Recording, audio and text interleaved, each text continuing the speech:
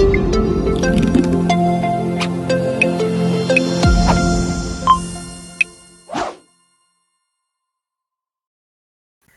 everyone, welcome back to our YouTube channel. In the previous video, we started learning about the user interface of Power BI. In this video, we will be completing its third part. Let's get started. The Home tab is from where you can get new dataset.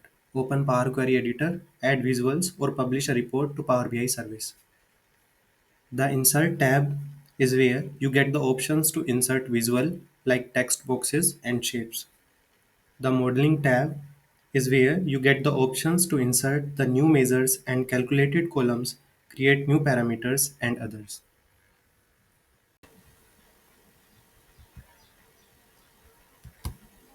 Now let's come to the View tab. The View tab is where you get the options to change the view and layout of the reports.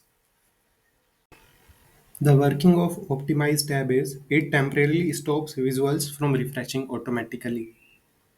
About the Help tab, it is where you get the options to various resources from where you can get help in working with Power BI. Now let's know about the different views present in the left side of the screen. They are Report View, Table View, Model View, and Dex Query View.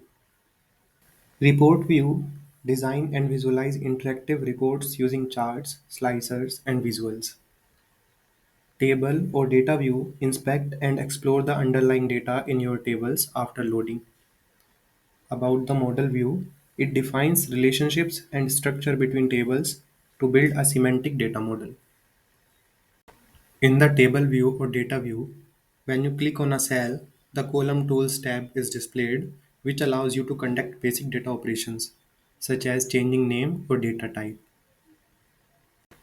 Now let's open the Model View. In the Model View, at the center, you will see the relationship between datasets visually. On the right, the properties and datasets are visible.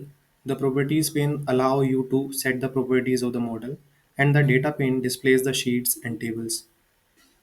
You can change or view your account by clicking on your name visible on the top right. You can open the Power BI service in the browser by clicking on the Power BI service link. And that's it. In the next video, we will learn about connecting to data sources in Power BI Desktop, and we will understand the user interface of Power Query Editor and Power BI service in the upcoming videos. Thank you for watching. See you in the next one.